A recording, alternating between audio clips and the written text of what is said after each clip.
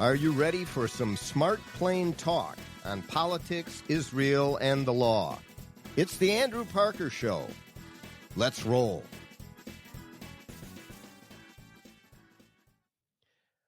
Welcome to the Andrew Parker Show. Another episode. This one, episode 393, Parker Priority, entitled Government Bloat. Yes, indeed, it's a big issue. It's one of the reasons, maybe a key reason, why Donald J. Trump won so decisively the presidency of the United States in our election in 2024. And that is that the government has become everything to everyone. It has become, well, the panacea to fix any problem that anyone has. And over the decades, not too surprisingly, quite frankly, the government has just grown and grown and grown. And why is that? Well, you have one party that believes that the role of government is to be everything to everyone. And if a problem is identified, let's have the government fix it. Yes, indeed. I'm from the government and I'm here to help. Most dangerous words spoken, according to Ronald Reagan. And for many people, that is absolutely the truth, because the government bureaucracy takes a long time to fix problems, to deal with issues. They don't even answer the phone in 3 rings or 5 rings or 10 rings, if you will, or ever, quite frankly. Nowadays, of course, you just get the recording. And then halfway through the half-hour or 45-minute call, the call hangs up and you never are able to get back. Anyway, government involvement in just about everything is something that most of us don't really want to have to deal with. And so it affected this last election quite a bit. But one of the parties, the one that lost, doesn't see that as a particular problem and continues to say that the government should have its hand in everything. And that's the Democratic Party. It's a perspective that we can help people by creating a new government program. Now, it doesn't, and it's usually a government program to fix a problem that is identified, and it's a problem for the poor, or it's a problem for the disabled or the unable. And it doesn't mean you ignore the problems. It just means you assess whether the government is the best to tackle the problem. And of course, any problem you find, the government is there to help when liberals and Democrats are in power, at least in today's Democratic Party, in large respect. And the Republican Party, while it wants to stem the tide and hold back the avalanche of government spending to some extent, have not done a very good job of it, have not been very serious about it. And so just by inertia, the government has grown. So you got both parties allowing government growth, expansion, and cost affixed to that over decade upon decade. And so what you end up with, at least since Ronald Reagan in the 80s, is the march toward government bloat. And boy, have we succeeded in achieving government bloat. Think about it. George H.W. Bush expansion, even as a Republican. Bill Clinton, even as a fiscal conservative, and he called for reining in government bloat. It expanded. George W. Bush expanded quite a bit, and then on steroids with Barack Obama. Trump's first term stemmed that tide a little bit, but not much. Biden continued to expand it. And now the sledgehammer, Donald Trump coming in saying enough is enough. And the Democrats and many others aghast at what is being done. You can't eliminate thousands upon thousands of federal jobs. Why not? Why does it have to be handled by the government, by the public sector? Why are there so many public sector jobs? Because the government has just expanded. Now, let's take a look at it for a moment.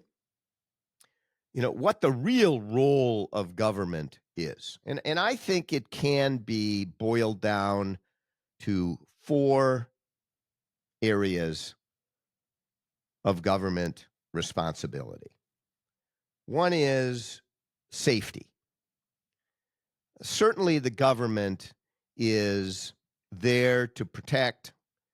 We should all be together for the general good to protect one another against any invasion or wrongdoing or violation of person property. So that safety includes police and fire in our communities. It also includes dealing with internal and external threats like the FBI, the CIA, our military. All of that is a government function, and it's a critical government function. It's arguably the number one government function. We come together, we join together as a polity in order to protect one another. And we all chip in some money to make sure that we have the adequate resources to protect one another. That makes sense. No one really argues with that. You're not going to do that in the private sector with private interests, parochial interests, saying, no, I'm going to protect my family, but nobody else's. No, you come together for that kind of protection. So safety is one. Our government speaks for the country in the world. So our standing in the world, the voice that we bring to the world is done through our government, our elected officials, in large part the executive, who is the commander-in-chief. Third, the government has the role of infrastructure, of roadways, of bridges, of capital investment for the greater good, for the common good. So you don't have a road running from your house to the end of your driveway running from your house to the street, and then that's it. There is no it's grass at that point because the government didn't get involved to put a road there or to put sewer or water lines there. All of that sort of infrastructure, and that's at the most basic level, it goes well beyond that, are appropriate role of the government. And the fourth and final one that really is kind of the catch-all that everyone dumps everything into is the safety net. We'll call it the safety net. It's all those programs, the programs to take care of folks. And how broad and far-reaching that becomes, well, is a big issue of disagreement. Social Security is one program like that. Other welfare programs are like that. The drug addiction programs, often done by the government, are like that. And it goes on and on and on and on. And the safety net is what we can call that, to take care of those who can't take care of themselves or have had a difficult way in life in this capitalist society. If you don't make it, if you haven't succeeded, quote unquote, and I use that word very advisedly, succeed has, we're going to do a whole show on that. What is success? But I'm talking here about economically, you haven't been able to take care of yourself. We have this obligation called the safety net to make sure no one falls through it and is fully taken care of. Now, the way in which the government has handled that and whether the government should be involved in that at all is an interesting question, because we see failure upon failure upon failure in achieving the objectives of these safety net programs when the government is in charge. And that isn't particularly surprising, because government failure is a phenomena that very few people disagree with. The bureaucracy does not work nearly as well as the private sector handling resolution of some of these safety net issues. The problem is abuse, misuse in the private sector, so it needs to be sometimes regulated or overseen, or somebody taking a look at it to make sure that the profit motives do not get in the way of the intended consequences of the program.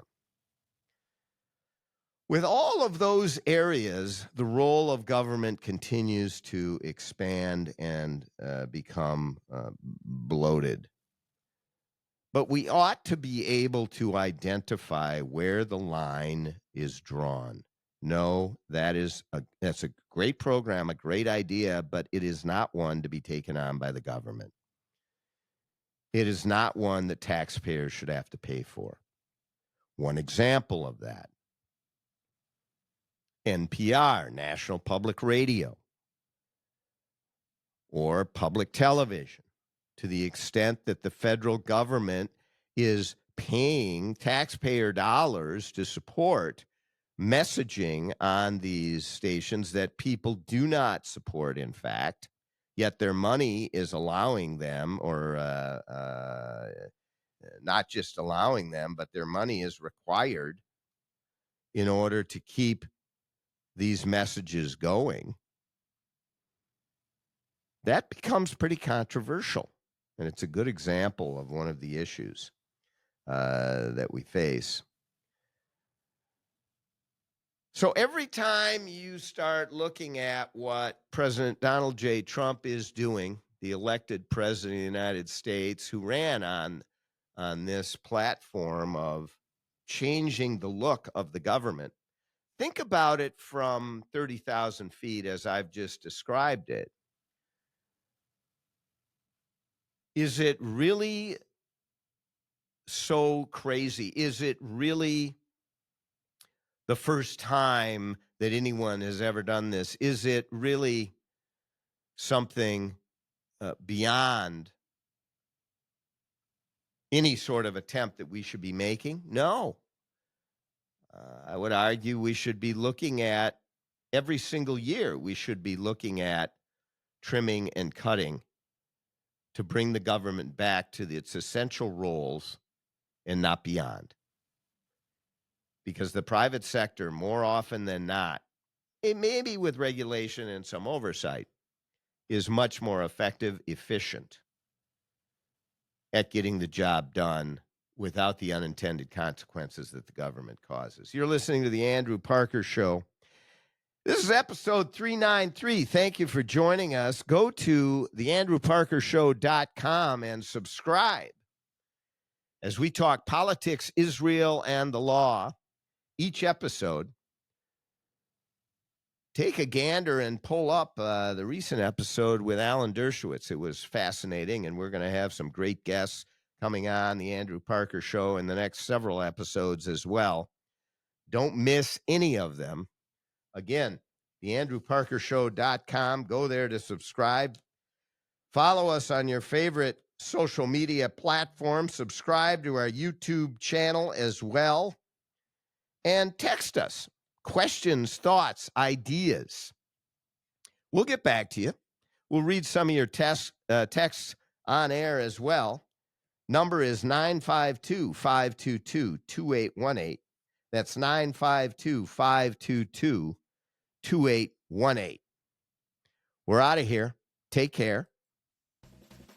For more Smart Plain Talk, go to theandrewparkershow.com. Learn about all of your listening and viewing options. And remember, all the great things are simple, and many can be expressed in a single word: freedom, justice, honor, duty, mercy, hope.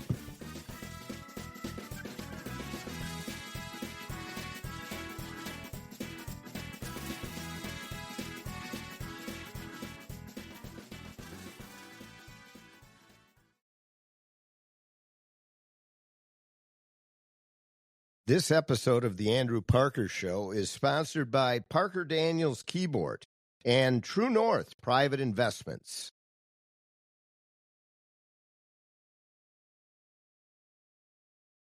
Are you a high-income earner or a business owner looking to secure your financial future? At True North Private Investments, they focus on helping you break free from the limitations of traditional investments. Diversify your portfolio with private equity, real estate, and credit opportunities built to thrive in any market condition. Plus, their tailored tax strategies are designed to help you keep more of what you've earned. Your success deserves a smarter approach. Choose True North to grow, protect, and optimize your wealth. Call them today at 619-455-0275 or visit investtruenorth.com. A record of success second to none. Parker Daniels Keyboard Law Firm, the numbers tell the story. The last 5 cases our lawyers have brought to trial have resulted in million and multi-million-dollar verdicts for our plaintiff clients and 0 defense verdicts for our defense clients. Put simply, we try cases and we win cases. Hi, I'm Andrew Parker. At Parker Daniels Keyboard, we take our work personally and we go the extra mile. That is why some of the biggest law firms, locally and nationally, send cases to us to handle when they can't. If you have a challenging and critically important business or personal legal dispute that must be favorably resolved, whether regarding a contract matter, a business divorce, a real estate dispute, an employment dispute, a civil rights or defamation matter, plain talk, if it's a big deal, contact us at Parker Daniels Keyboard. Wise counsel, winning results. Go to parkerdk.com.